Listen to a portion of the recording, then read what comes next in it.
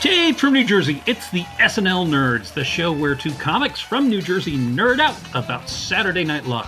I'm your co-host, John Trumbull. And I'm your co-host, Darren Patterson. Hey, Darren, how you doing? I'm doing good.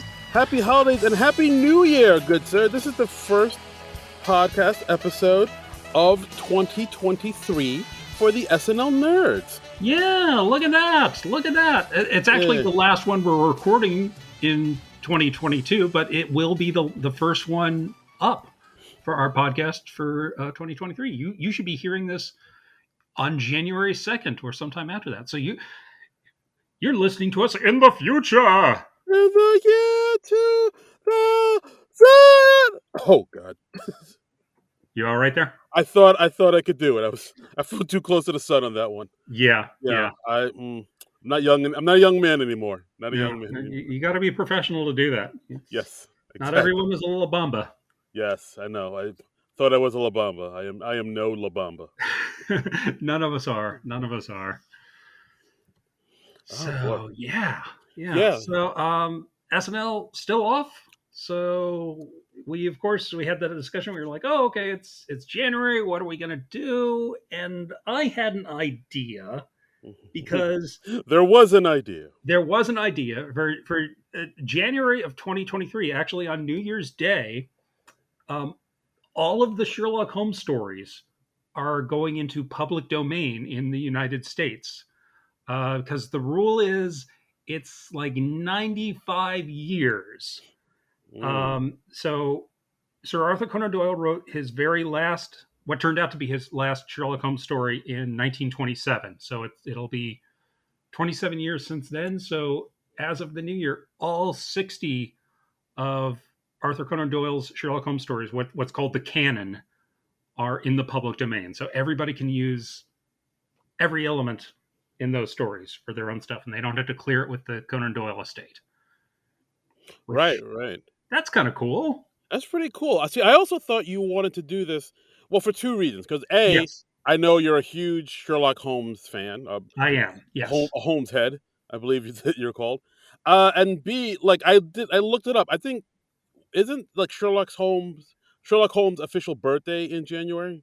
Yeah, the Sherlock Holmes fans, they basically decided that his birthday was January 6th. And it's for this real esoteric reason, because like, have you ever read any of the Sherlock Holmes stories? Have you read even a few of them? I think I briefly perused one or two, and way back in the day, but like in maybe high school or something. And right. I was like, man, this is just a ripoff of Encyclopedia Brown. No, thank you. Sure. So like there's this huge Sherlock Holmes fandom, and Sherlock Holmes fandom, they play this thing that they call the game, which is basically where we pretend that Sherlock Holmes is a real person, and Watson was a real person who was writing about Sherlock Holmes, because most of the Sherlock Holmes stories are told from the point of view of Dr. Watson. But we don't learn a whole lot about their personal histories in the stories. We hear a little about like when Holmes was in college, but he never says like which college he went to. So there's like big debates about whether he went to Oxford or Cambridge or whatever. And we don't know exactly when his birthday was, because Doyle never tells us in the stories. But some Sherlock Holmes fan, and this is, I'm sure, ages ago, they said, well, Twelfth Night is the only Shakespeare play that Sherlock Holmes quotes from twice in the entire canon. And the 12th night after Christmas is January 6th. So that play had a special meaning to Sherlock Holmes because it was his birthday. So that's, I mean, like I said, it's real esoteric reasoning, but it gives us a date to celebrate his birthday. And it's, that's kind of neat. So yes. Okay. So Sherlockians or Holmesians, they consider January 6th to be Sherlock Holmes' birthday. The Holmes boys. Home boys. Yes. Okay. And so I thought it would be interesting or fun or something to do the movie Holmes and Watson from 2018, where Will Ferrell plays Sherlock Holmes and John C. Reilly plays Dr. Watson. Oh yeah, you thought that would be a good idea, did you? Well, okay, here's the thing. No, okay. Um, I was intrigued by the premise when I heard that this was coming out, and I was like, oh well, I bet that will be funny because Will Ferrell and John C. Reilly have done some funny movies together. They did Talladega Nights, they did Step Brothers. Those are both very funny movies, and Holmes and Watson, you could do good parodies of them. You There've could. been there've been funny parody movies. Um, but when this came out, the reviews were just savage, man. It was pretty rough. Yeah, so for those that don't know, this movie came out on Christmas Day, 4 Yeah, years ago, December 25th, 2018, written and directed by Ethan Cohen. yeah. That name might sound familiar because he's one of the people that wrote Tropic Thunder. He Hmm. wrote the screenplay of Idiocracy, and 3 years prior to this movie coming out, he had written and directed the movie Get Hard with Will Ferrell and Kevin Hart.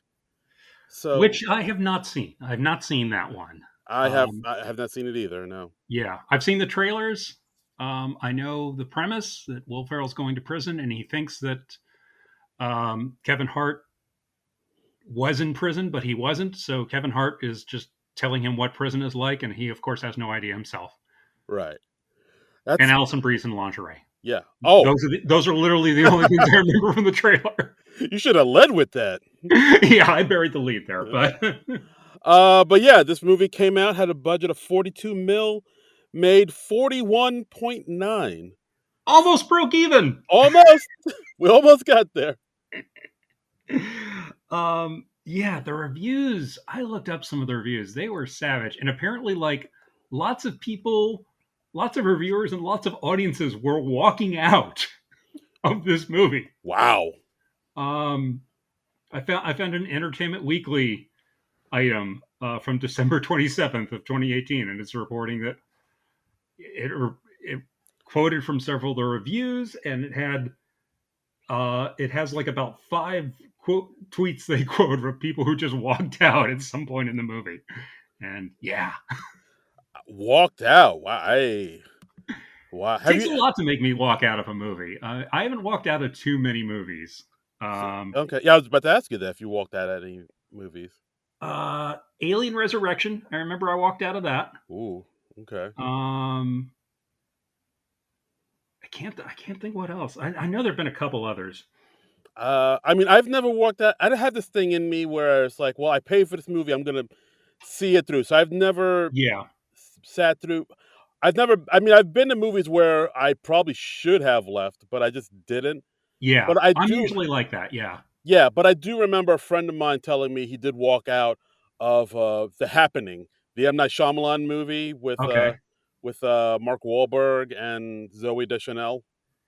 Like Yeah. he said the acting was like beyond bad, like laughably bad, and Right. the premise was just dumb. And Mark Wahlberg trying to be a science teacher, but like, oh my god, we got to get out of here. It's Oh my just god! Oh, the plants are after us. yeah, What's going on? yeah. It was he was just like they were just like How'd these no. plants get like this? Oh my god, you you see that tree? It almost came after me. What's the deal with the tree, bro? These flowers are vicious. Yeah. I remember with Alien Resurrection, I was seeing it with my buddy Lawson, and my buddy Lawson had seen in the movie before, and he kind of, I think halfway through the movie, he kind of picked up that I wasn't enjoying it at all, and he was like, "You're not digging this, are you?" And I was like, "No, no, I'm not." And he was like, "Well, let's leave because I've seen it, and we can just walk around the mall." And so that's what we did. Okay. And so to this day, I've never seen the end of Alien Resurrection, and I don't really regret that. Okay.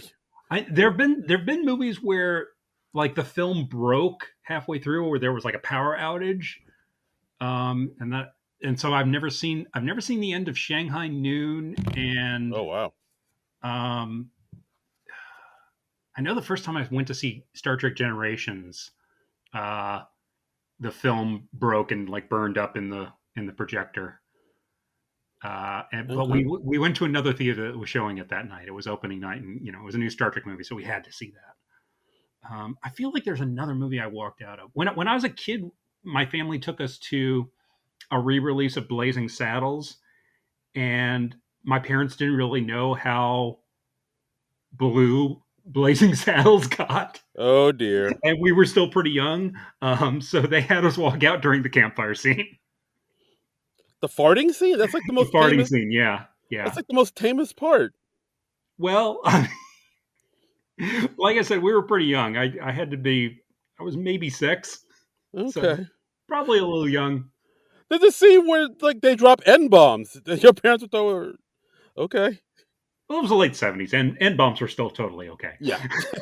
It's Did just a they have N word. bombs before the campfire scene? I don't remember. No, I mean there was that one where Cleavon Little walks up to that little old lady. It's like, oh, good morning, ma'am. Ain't it a lovely morning?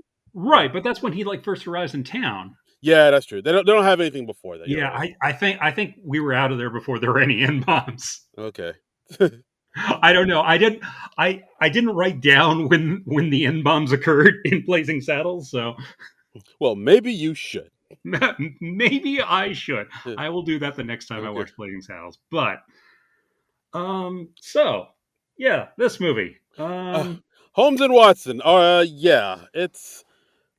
Should we just like how do you want to do this? Do you want to like maybe go beat for beat, or just talk about it in generalities?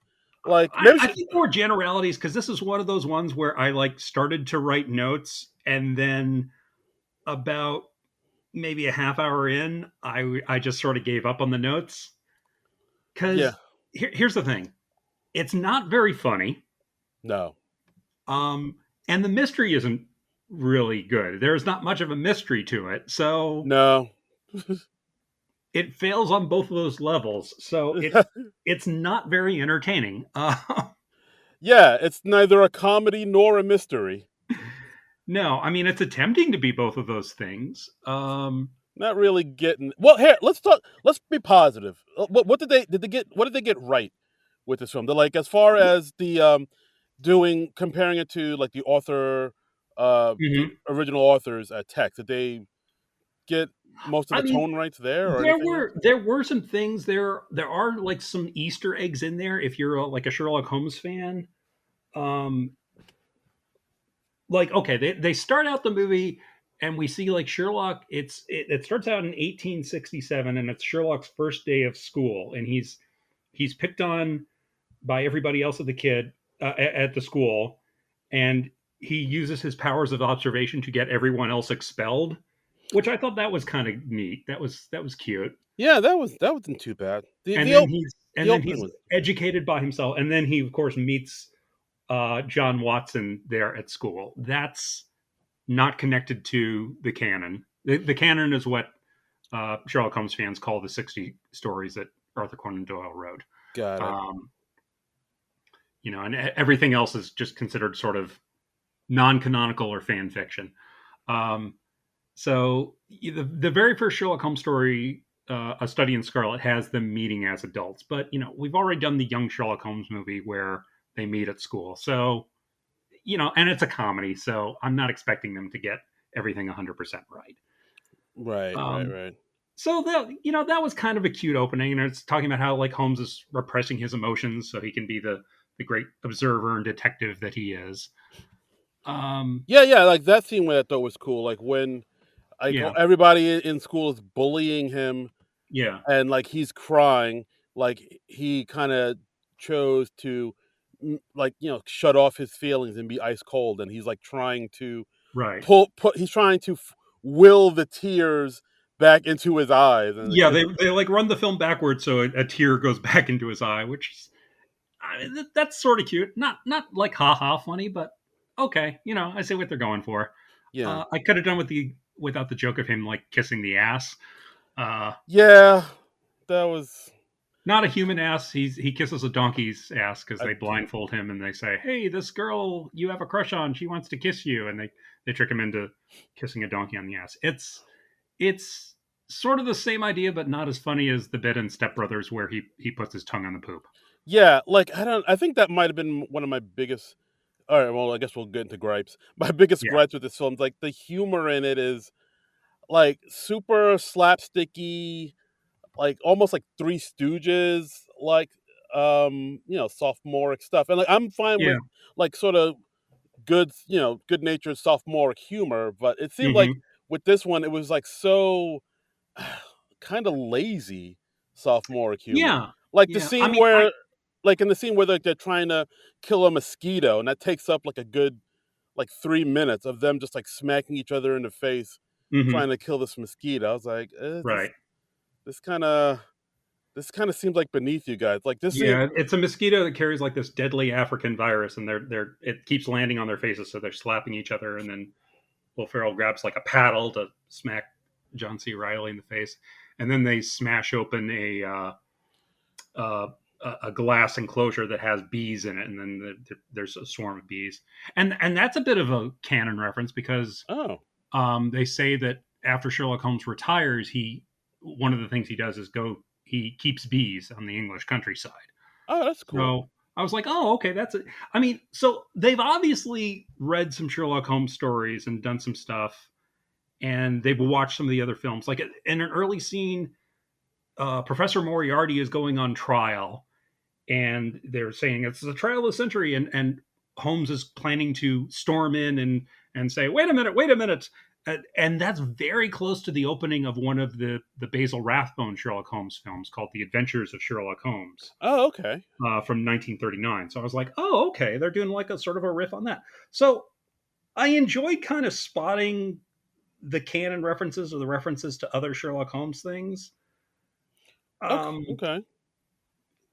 so I enjoyed like that aspect of it of like looking for Easter eggs. But after a while, there wasn't too much of that. Yeah, like, I mean, those Easter eggs are pretty cool, like, I kinda Yeah, wish they built on that, but then they also did this thing where they were trying to sorta make, like, kinda modern day references, they're, like, shoehorning them into a this lot movie. of that. Like Yeah, like the scene where he's just trying on different hats, and yeah, one of the hats is, like, a red fez that says, "Make England Great Again." yeah. I was like, Do you get that, John? Because it's like a MAGA hat. Do you get it? It's And I mean, like a and this MAGA. film came out 4 years ago in 2018, and already that gag's aged like milk. Yeah, and, like, they also did that selfie joke with the queen, Yeah, yeah. and, like, with duck lips, I was like, "Duck lip?" Like, that's a kinda old thing to make fun of at the like, in 2018, like, duck There's a lip. scene where they Holmes and Watson they get drunk and they decide to send like an explicit telegram to the woman that Watson's interested in. Um, and at one point you don't see it, but he pulls out.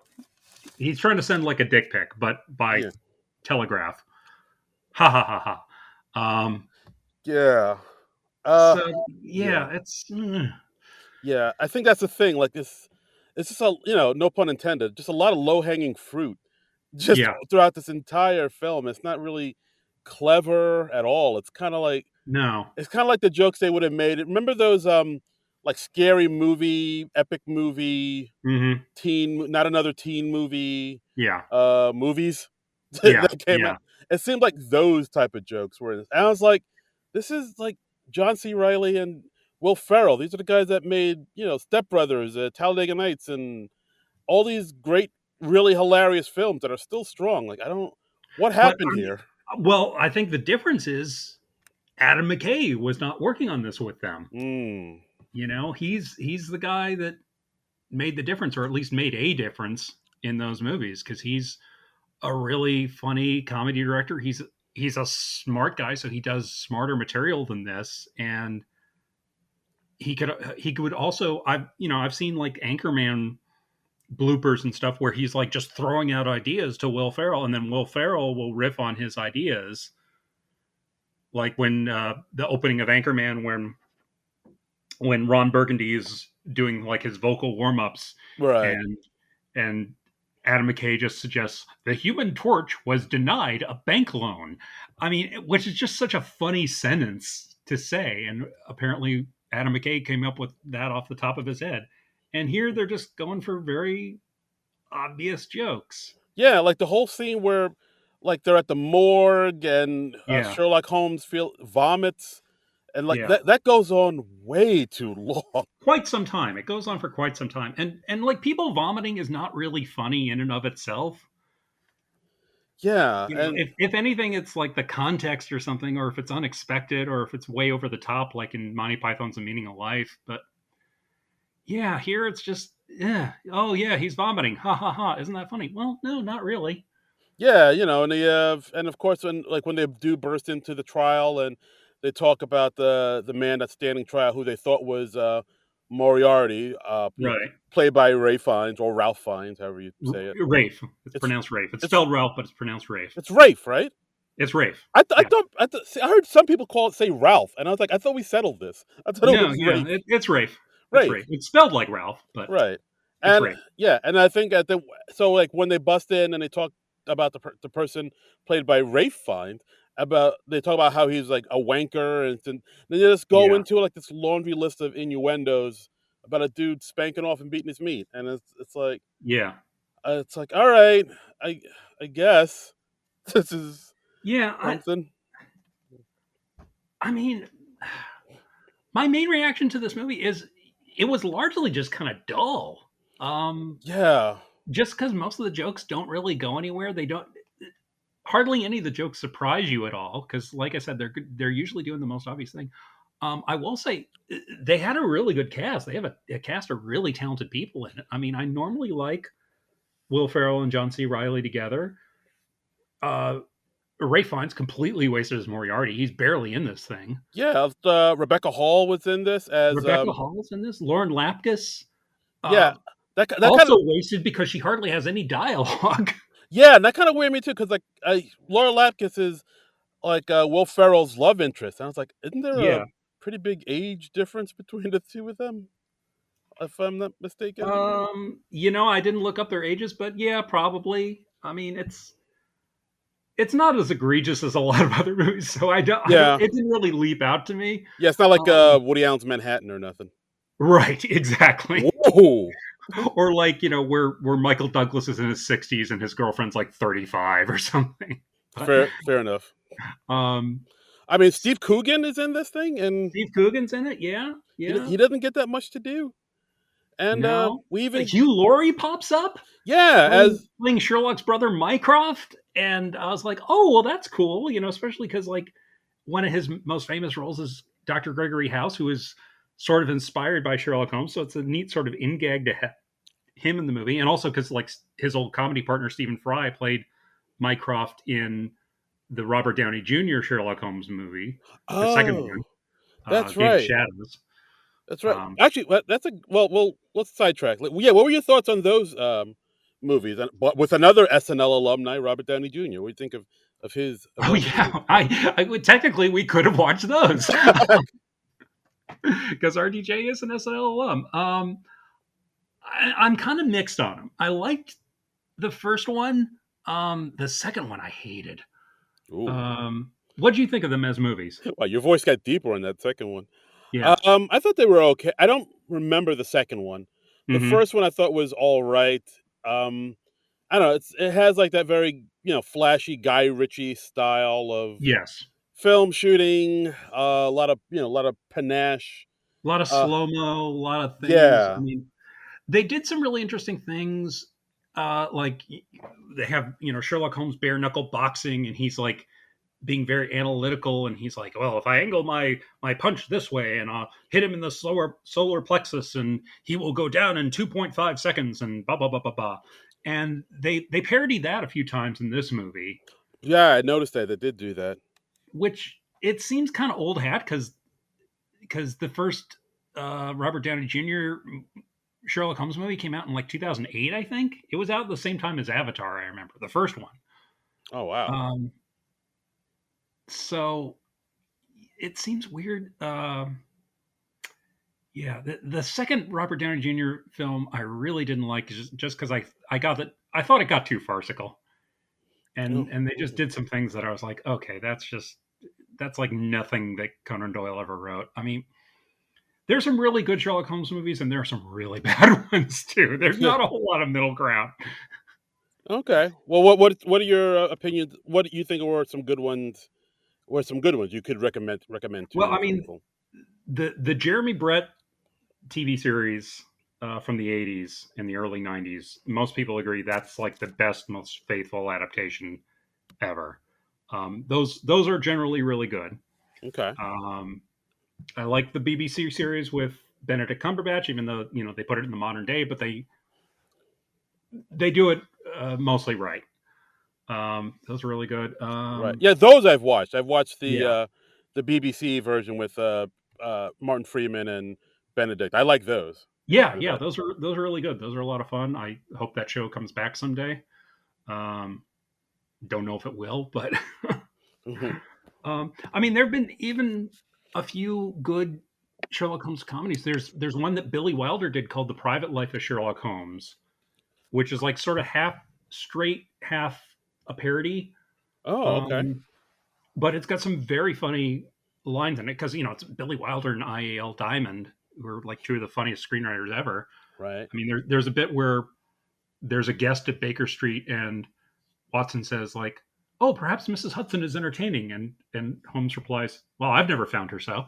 Um, Heyo. very very clever line, and yeah, there's some very cute bits in there.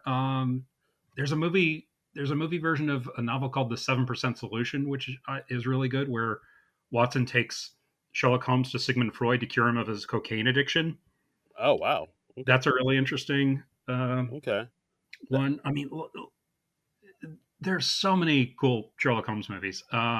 There was even a parody in the '80s called Without a Clue, where the premise was, and it had a stronger premise than this movie, where it was that Watson was really the genius crime solver, and Sherlock Holmes was just a drunken actor that Watson hired to play the part. Oh, wow. Like Iron Man 3 with with Trevor. And it also starred Ben Kingsley. It all Ben connects. Kingsley played Watson. So, yeah, and Michael Caine was the drunken actor that he hired to play Sherlock Holmes. And I haven't seen that since the '80s, I don't think, but I remember there being some funny stuff in there. Um, and this one, they have a weird running gag about Sherlock Holmes's landlady, Mrs. Hudson, sleeping with lots of men, and Oh, all right. and in the extras, apparently the gag was that the men she's sleeping with are all famous men from the Victorian era, but that didn't really come off in the movie. I didn't get that at all. No, it wasn't until I watched the extra I was like, oh, they're supposed to be famous people like Sigmund Freud and Charlie Chaplin and Albert Einstein, and they're made to up to kind of look like. Yeah. All right. So then what's, but I don't understand. What's the gag? So she's sleeping with a bunch of famous dudes. Yeah, that's the gag.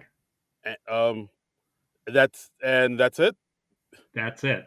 Okay. She's promiscuous and she's sleeping with a lot of famous dudes, but they're not immediately recognizable as the famous dudes, so the gag doesn't work. Yeah. Like Like, that totally went over my head till you just told me now. I was like, no, it went over my head until I watched the extra, and I was like, oh, that guy was supposed to be Einstein. That guy was supposed to be Harry Houdini. That guy was supposed to be.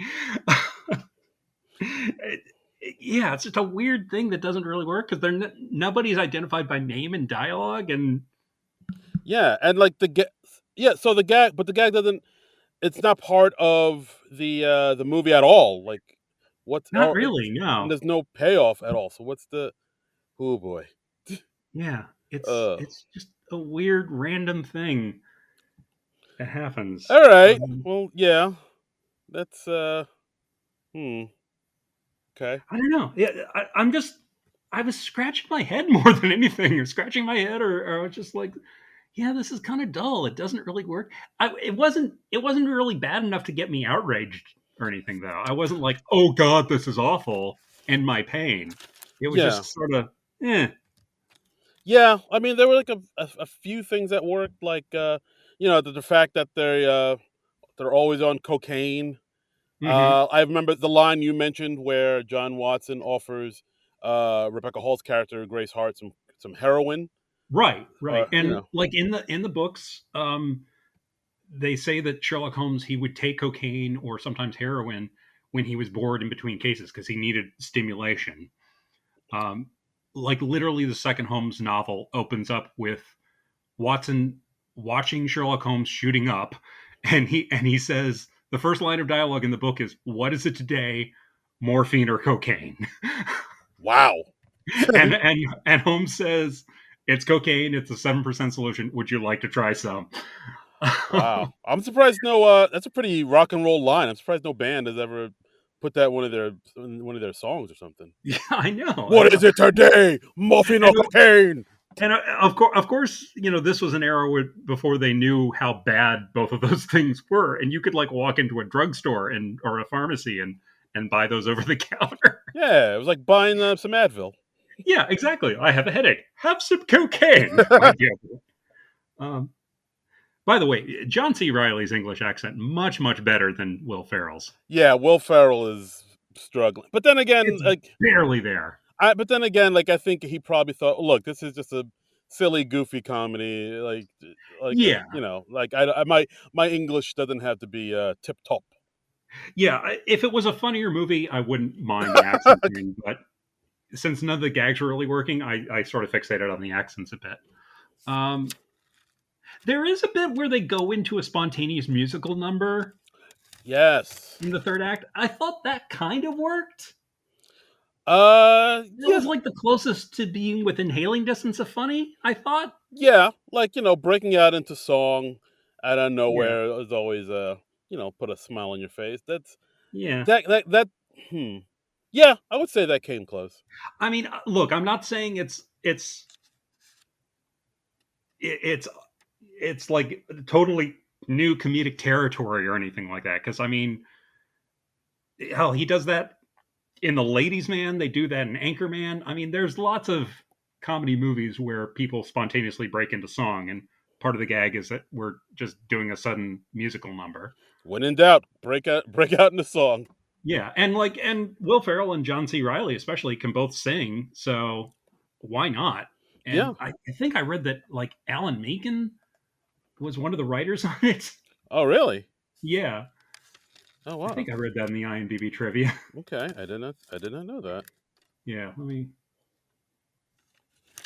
Okay. Okay, well I can't find it, so take my word for it. It was somebody notable who co-wrote the song. Okay. Fair enough. Fair enough. I mean, yeah, things like that did work.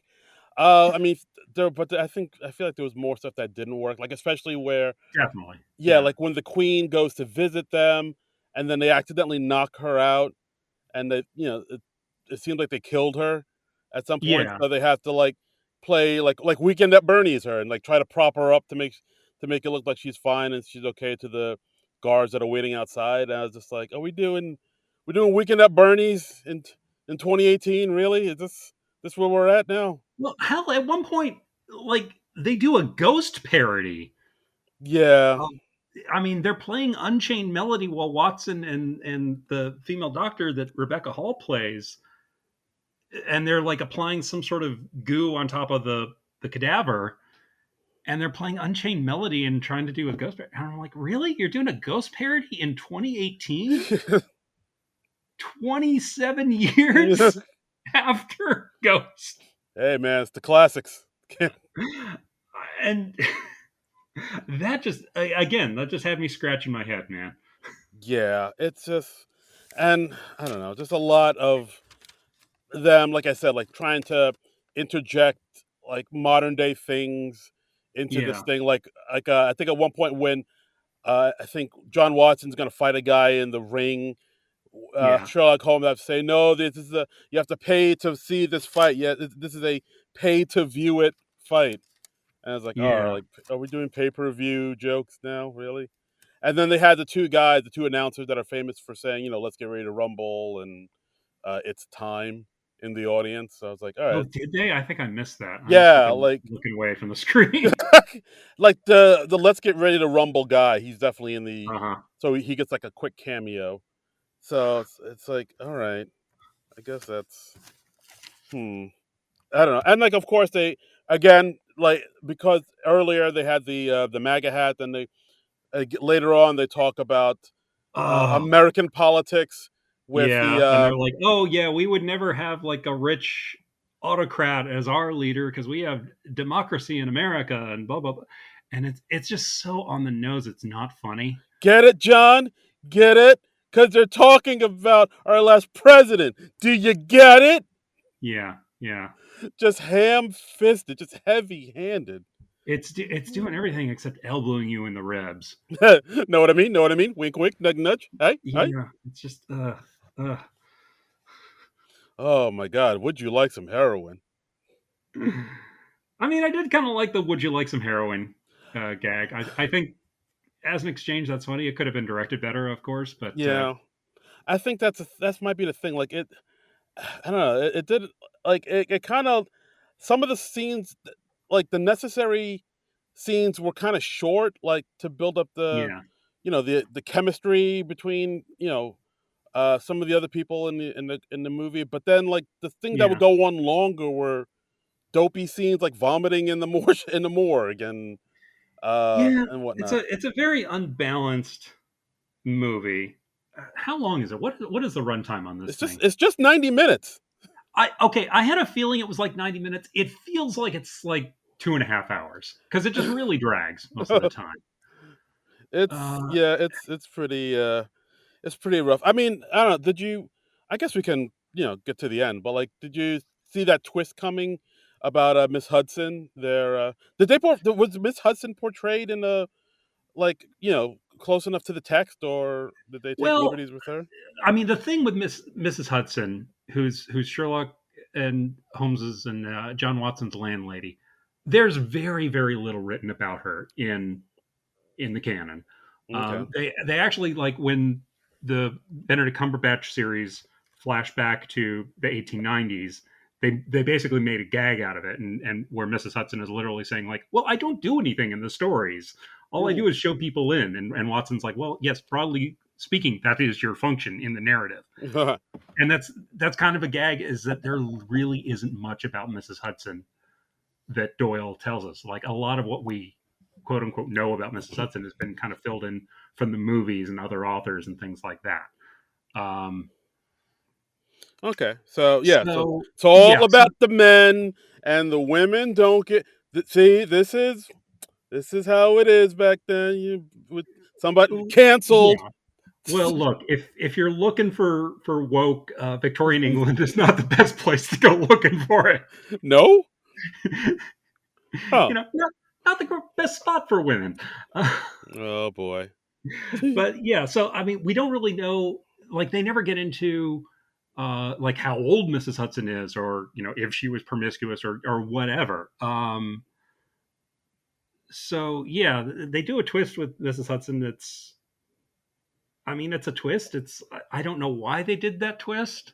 Yeah, like for one thing they made her Scottish, and then they also Yeah, made her the long lost daughter of Moriarty, yeah. and like they made her. Which I'm like, okay, so why bother casting Ray Fiennes then if you're not going to use him as your big bad guy, and then you have this lesser known actress. I mean, who was fine playing Mrs. Hudson, but it just seemed like a waste. Yeah, that's the thing. Yeah, Ray Fiennes really doesn't have too much to say in this movie. No, he disappears for long stretches because like Holmes says, "Oh yeah, he's like he gets off of the trial," and then Moriarty Holmes says he's fled to America, and then he's that's just it. He fucks off for half the movie. He's out cashing that check he got for He's being in this. cashing that. I mean, what did he work on this movie? Like a week, maybe? He's not in it that much at all. I thought he'd be more of a like a cunning, adversary. Yeah, Like yeah. they'd really be going toe to toe, but nah, not really. No, no. I mean, I thought like you cast somebody as funny as Lauren Lapkus, and they say early on her character she was like she's not verbal and she was like raised by cats or something like that, so she's Right. just doing like cat things, and it's fine, but there's only so much even somebody as talented as Lauren Lapkus can do with that. And it's Yeah. like she's a really funny person. Let the Let her do stuff. let the funny person do funny things. Yeah. Yeah. Yeah, it was very strange. I will admit though, I mean, there was one line I did like What's that? when Holmes and Watson go see Mycroft, and Yes. uh, Holmes and Mycroft are having a mental talk because like they're both so brilliant. Just speaking in words is like primitive to them, Right. so they got to speak through And minds. and they're also in, if you're a Sherlock Holmes fan, like they usually go to visit Mycroft at the Diogenes Club, which is this club filled with very unsociable men. So you're supposed to be absolutely quiet in the Diogenes Club, except if you're in the visitors room. Yes, yes, they did that in Sherlock, the BBC show. Exactly. Yes. Says, "Ha, see, I know things."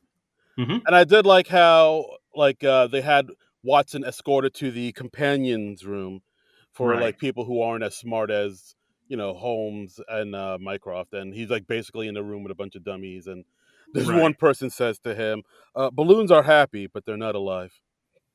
Yeah. I mean, that's a pretty funny line. It's odd, but it's funnier than most of the stuff I've seen in Yeah, this it's a movie. random line. I mean, there is this interesting subplot where it's about how underappreciated Watson is, and he's pestering Holmes throughout the movie to refer to him as like a co-detective, and and that's a funny ish idea because in through a lot of the stories, Holmes just treats Watson badly because Watson is like the stand-in for the reader in the stories, and Right. so he's like trying to solve the case along with Holmes, but he, of course, because he's not as brilliant as Holmes, he misses the clues that Holmes sees, and then Holmes explains it all, and or he goes to Watson and he's like, "Well, here's what you did wrong, or here's what you missed, or blah blah blah blah blah."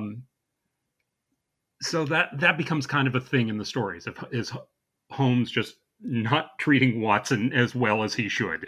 Yes, just poor downtrodden Watson. Yeah, yeah, and again, they could have done more with that.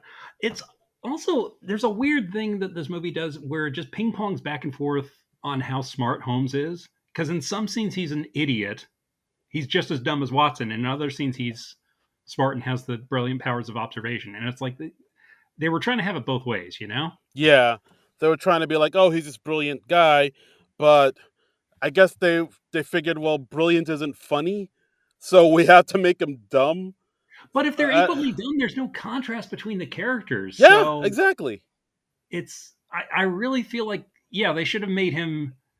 I mean, a lot of Holmes adaptations, they make him really, he's book smart, but he's socially oblivious, and there's a lot of comedic mileage you can get out of that. Yeah, I mean, like the Cumberbatch show is made a meal out of that, absolutely.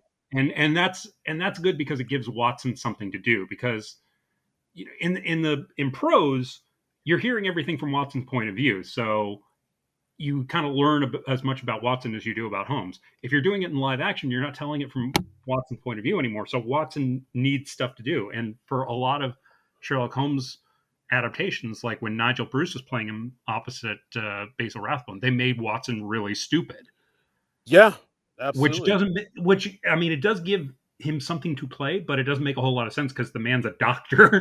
So No, absolutely, absolutely. and so like more recently they make Sherlock Holmes kind of an asshole, and then Watson is like the socially adept one Right. who's like, oh, Holmes, maybe you shouldn't treat people like crap. And Holmes is like, nah, I'm gonna keep on treating people like Yeah, crap. it's what I do. It's what I do. Yeah, so I don't know. They could have used a little bit more of that. I don't know. They could have done so many things. Like, and they also had the thing where I mean, the final scene takes place on this big ship that they call the Titanic. Yeah. And there was like a big fight there. That's where the big showdown was. But even that was kind of anticlimactic, I thought. Yeah. To And it's also weird from a timeline perspective because it's like, okay, wait, the Titanic sailed in 1912, and Sherlock Holmes usually takes place in like the 1890s, somewhere in there, and Queen Victoria died in like 1901. So Yeah, and we gotta. Yeah, this is. I again. I guess I really feel like they were just figuring out. Well, we don't have to because this is a comedy. We can play a little fast and loose with like yeah, history and things like yeah, that. I But guess still, like I don't know, the fact that it took place on a Titanic, I thought that would lend itself to a bigger joke, but it really didn't. And I mean, aside from the Billy Zane cameo we we have got a out of very no. random Billy Zane cameo. He's just playing off his Titanic role, but he's got a beard, which he didn't have in Titanic. I guess he had the beard for some other role or something, and he couldn't shave it. Probably he was probably like, "Look, I ain't shaving this beard. You want me in this movie or not?" Yeah, I'll be there for 2 hours one afternoon. You get whatever hair I have right now. You're lucky I'm not bald like I was in Zoolander. Right. I ain't shaving shit. I'm gonna be in the scene 2 hours. I'm out. Zane out. It's yeah. I mean, it's always nice to see Billy Zane. I guess it's still kind of weird. It is. It is. And I don't know. Yeah, this movie kind of. I mean, even the end. Like again, the ending's a little anticlimactic. They solved the case. I think Yeah, at one point, Holmes thought Watson did it, and he had him arrested, and he was about yeah. to And they're hang. like Watson is going to be hung, and yeah, they could have done more with that. I mean, there are just a lot of missed opportunities in this thing. Yeah, it just I don't know. And then at the very end, we see that like Moriarty is in America. He's in Wyoming, and then he gets a Right, telegram from a kid saying, "Oh, I know where you are. We're on to you." And right. then we see him looking around, and he's in a bar. He sees two people sitting at the bar that look kind of like Holmes and Watson, but then they They're in disappear. huge cowboy hats. Yeah, so like I'm assuming that was their plan for the sequel. I think it was some sort of sequel hook because, like, the second Robert Downey Jr. movie, they brought Moriarty into that one after Ah, avoiding him in the first one or teasing him in the first one. You know, kind of like what the Christopher Nolan Batman movies where they brought the Joker in and, on the second one. right, right, right. So I don't know that seems that seems overly confident to think that they were going to do a sequel to this. You know, This is it, guys. This is the one. this is it's always funny when they're so confident that they do a sequel hook, and it's like, no, you're not getting a sequel, honey. Yeah, it's like when the Lady Ghostbusters Yeah, thing. That was what's Sewell? like, well, I guess we'll never know because Yeah, this shit ends right here. yep, Oh boy. yep. And yeah, that's the movie. It's like you said, it didn't get a ton of love.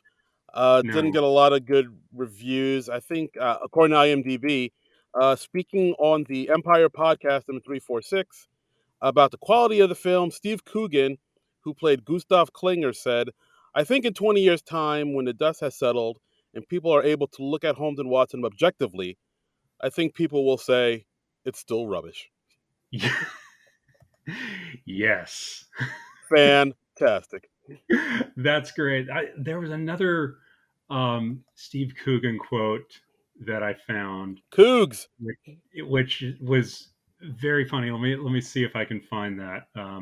I've got like a ton of a ton of Steve Coogan quotes up. Coog me, baby. Coog me. It says on Wikipedia, Steve Coogan playfully mocked the film in October 2019 during a BAFTA Britannia award ceremony. Standing on stage with John C. Riley, the actor gave a speech where he advised not to laugh while having an upset stomach, saying, "So best to avoid laughing. If you want to do that, I can recommend a film that John and I did called Holmes and Watson. You should be pretty safe with that." Boom. So Coogan, very aware this film did not turn out so hot. Got the 1-2 punch. Yeah. Blam, blam. So, yeah, apparently, uh, according to Deadline, after disastrous test screenings, Sony attempted to sell the film to Netflix, which declined. Netflix was like, no thanks, we're good. I was wondering why I couldn't find this really stream. I mean, it's streaming in a few places, but you gotta pay for it. But like, I Yeah, thought maybe it would be on like Netflix or Hulu, but not maybe I don't know. Maybe Pluto no. might have it. The word of mouth on this was just so bad. It also the second item on the IMDb trivia during the opening days of its Christmas 2018 release, exhibitors reported an astonishing number of walkouts, Damn. and it won a Razzie for worst picture. Uh, Wow. yeah, this originally was supposed to be Sacha Baron Cohen as Sherlock Holmes and Will Ferrell as Dr. Watson, and then that was in 2008, and then they re-entered development in 2016 with Farrell as Holmes and John C. Riley as Watson. I think that might be slightly better casting, but Yeah, but I mean, again, it all comes down to the script, to the writing. Like yeah, the writing and the directing are both not good. yeah, and I mean, I get, I don't know, I do think Sacha Baron Cohen would have been a better fit, but like I also would have liked. Yeah, I also want him to would have wanted him to get better writing too. Like if it was him with this script, it probably would have just stayed just as bad. But like yeah, but I feel like maybe he could have done a little bit more with it, but I don't know how much though. yeah. But yeah, like I mean, overall, look, this film isn't the worst thing I've seen. You know, I told you off air, folks, we've seen It's Pat. It's Pat might be the worst movie we've talked about on this podcast. That was just I'm horrific. trying to think what the worst was. I know for you, it might be Barb and Star, Good Barb and Adventure. Star, I really hated that one. Yeah, Like Barb and Star was just like I would have stopped watching that if I didn't have to finish watching it for the podcast.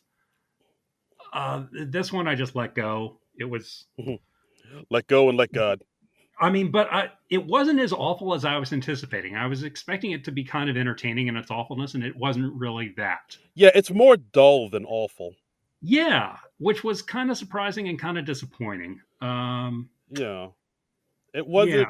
I was expecting to make more of a meal of its awfulness, and it's just a bunch of gags that don't really work, and a mystery that's not especially intriguing, and Yeah, um, Will Ferrell and John C. Riley have good chemistry.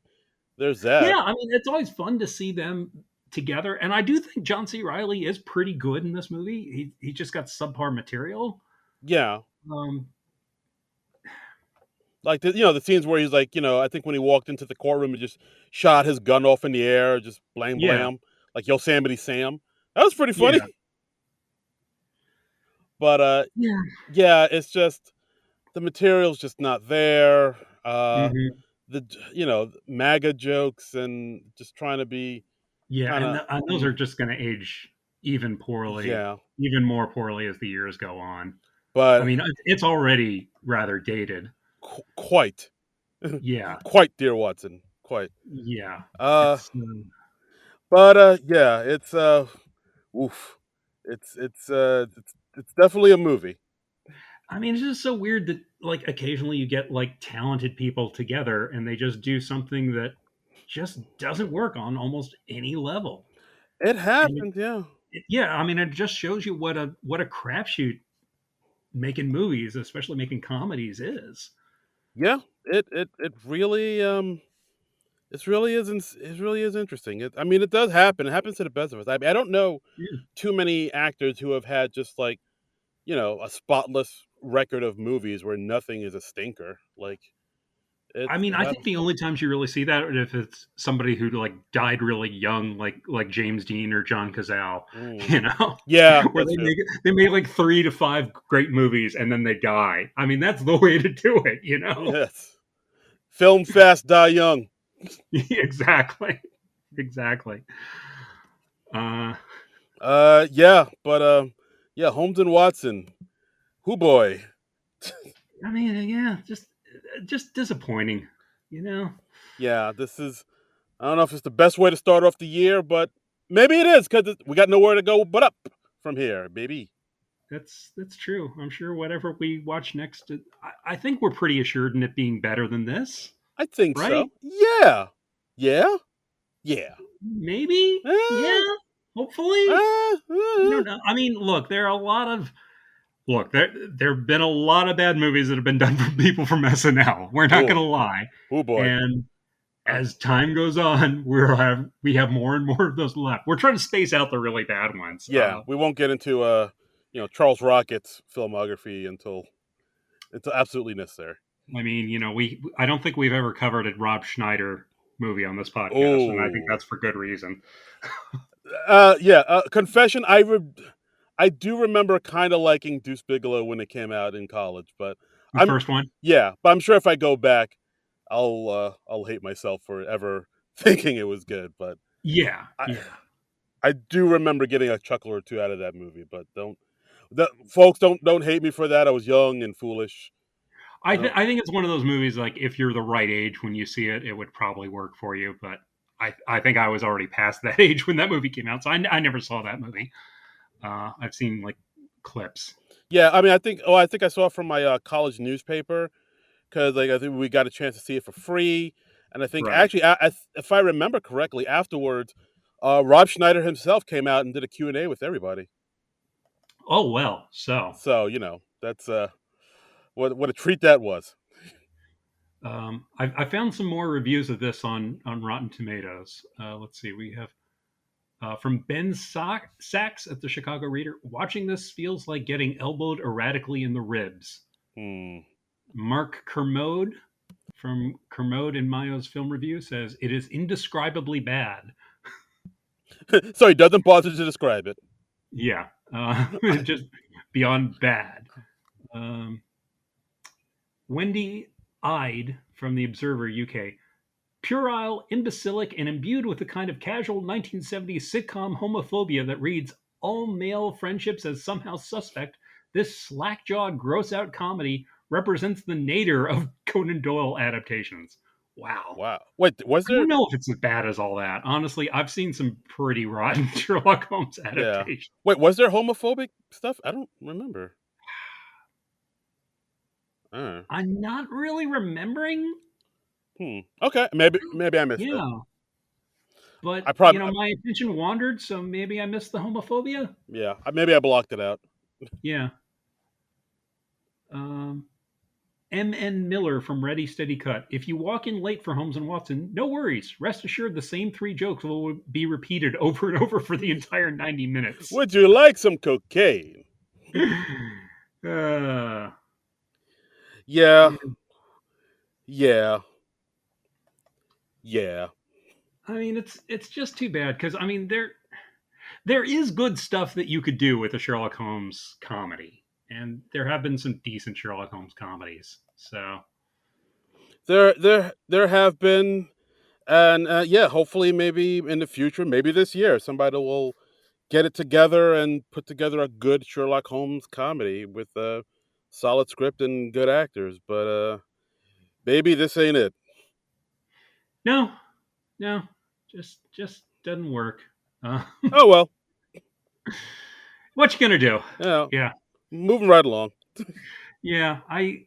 And it's from what I understand, like Will Ferrell and Adam McKay had a falling out, so I don't think they're ever going to work together anytime soon. Yeah, I think their production. I mean, I don't know what's gonna happen to their production company, but yeah, like They split, I think. Yeah, I think maybe Will Ferrell isn't involved with Randy Sanchez anymore. okay, yeah, but yeah, like I know they don't. I guess they don't kick it no mo. Right, and I think like Will Ferrell wanted to be cast in that basketball show that Adam McKay did, but he cast didn't he cast John C. Riley instead? He did, yeah, yeah. Yeah. It was a. So I don't know. It sounds like high school stuff, basically. Where it's like I wanted to be in it, but he didn't like reach out to me, so I'm like, I'm not even going to talk to him anymore. right, right, and yeah, that seems to be a thing with Will Ferrell because like I know when we did the Butabi brothers movie, the Night at the Roxbury, we got into the whole Will Ferrell Chris Kattan falling out, and I don't think they ever made up, and they certainly never worked together again Yeah, I don't believe after so. that. Yeah, it So seems. I don't know. Yeah, it's. I thought like Will Ferrell was like this kind of cool, easygoing guy, but I don't know. These I reports think might. if you get on his bad side, yeah, and, Yeah, and also like Adam McKay doesn't seem to be too interested in making just comedies anymore. yeah. So I think he's like oh, what's the other, like the Fairley Brothers, where they're just kind of yeah, pivoting towards drama and like right. being He like he does he does like Vice, and he did the what was that movie called, the Big Short? The Big Short. Yeah, Did he do Don't Look Up as well? yeah, he did. But He did. that I think that's more comedic. I never watched that one, but I haven't seen it either. I just feel like it's gonna bum me out because I'm like, oh yeah, this is exactly how it would go. Oh no. yeah, because people are idiots and horrible. Yep. And yeah, and it's too bad because like they made some really good comedies together. I mean, Anchorman's a classic. I like Anchorman 2 as well. I think Talladega Nights is good. I think The other guys, the other guys, Step Brothers, I love. yeah, they were good together, but Mhm. I don't know. All good things must end someday. Yeah. So yeah, I mean, part of me wants to see John C. Riley and Will Ferrell team up again, but only if they have better material than this and a better director to work with. Here, here. This did not work, and apparently Eaton Cohen has not directed a film since. No, I think he did. I think he did the. Hold on, I'll look it up. I thought there was like a cart. He's written some things. Oh, he didn't direct that cartoon that came out recently. Puss in Boots: The Last Wish, No, no, no, no, no. Brothers, the bad guys, The bad guys. the bad guys. Okay, I believe he directed this. he's not Oh, listed as director on Wikipedia. oh wait, yeah, you're right. No, he just wrote it. Okay, He just wrote it. okay, I think he's perhaps been downgraded back down to writer because okay. I don't think Get Hard did very well, and this Mm. certainly didn't do very well. Two strikes, you're So out.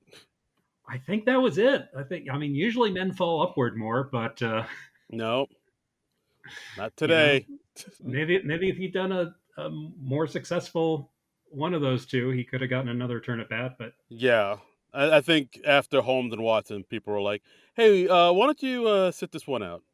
yeah, Get, why don't you write some more? yeah, get back to the writing table there, Johnny. We liked it when you wrote. Yeah, just I mean, not so much in this thing, but in other things that yeah. were not this. Maybe directing isn't your strength. Maybe not. Hmm. And so yeah, that's the episode, guys. Thanks for listening as always, Holmes and Watson. As always, you can follow us on Twitter at SNL Nerds Show. We got ourselves a little Hmm. Patreon. You can donate money there. Yes. Non-Productive.com. Our Hmm. Patreon there. And as always, you can follow me on Twitter and Instagram at Darren Credible. That's DARIN. Credible. And you can follow me on Twitter and Instagram at Trumbull Comic. That's TRUMBULL and the word comic. And we're not entirely settled on what we're doing for next week. We've got a few possibilities in the air, but Mm. we gotta work things out scheduling wise Oh, and a possible guest and we've got life things going on. There's a lot of stuff going on, people. got a lot of pots on the stove here in the kitchen, in the SNL Nerds kitchen. We got a lot of pots on the stove. Yeah, We're but we're cooking up that great podcast content for you. baby, we got a stew going. It's gonna come to a boil Yes. sometime soon, Yeah, so and don't you worry. yeah, yeah, Mhm. and yeah, I think whatever we end up watching, it probably will be better than this. It's got to be better than this, right? It's gotta be. It's gotta be. Yeah. It's gotta be better than this, man. And hey, if you have suggestions of what you want to see us cover, let us know. Yeah, tweet at us at SNL Nerd Show on Twitter, and yeah, give us some suggestions. There might be something that we haven't thought of, and we're like, hey, yeah, that's a good idea. Let's do that. Yeah. Give us That would be fun. holler at us, as the kids say. Yes, holla at you boys. Yeah. Look at you. Hey, look at you talking all street. Yeah, did I pull it off? No, You see, this is why I don't attempt that very much. that was actually pretty offensive. Like I don't. I'd issue an apology immediately. Actually, if I were you. I wasn't trying to do a voice. I know. Damn it. I keyed. I keyed. You can always play the race card because I'm always going to be like, oh no. Sure can. Yep. You always got that trump card in your back pocket. Love it. He's like, I can make John feel horrible about himself in 2 moves. Oh, that's a good feeling. Yep. Hmm. So, anyway. So, yeah, Holmes and Watson, not very good. Go watch Talladega Nights or Step Brothers instead. Neither of which we've covered, have we? No, we have not. We should cover one of those sometime next time. We should and we will. Yeah. Yeah. I mean, not literally next time, but sometime at some point in the future Yeah, when we're ready for another Will Ferrell, John C. Riley thing. the theoretical next time. Theoretical next time at some point in the future. We try to mix it up. We want to keep that variety going. So We do, we do. yeah. So and that's why it's a good idea to give us suggestions and stuff too. Absolutely.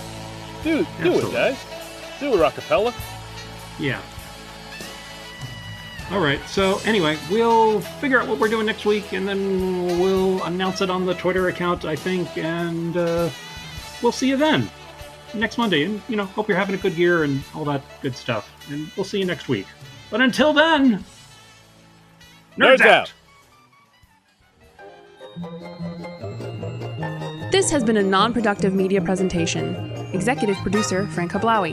This program and many others like it on the Non-Productive Network is distributed under a Creative Commons Attribution Non-Commercial No Derivatives license. Please share it, but ask before trying to change it or sell it. For more information, visit Non-Productive.com.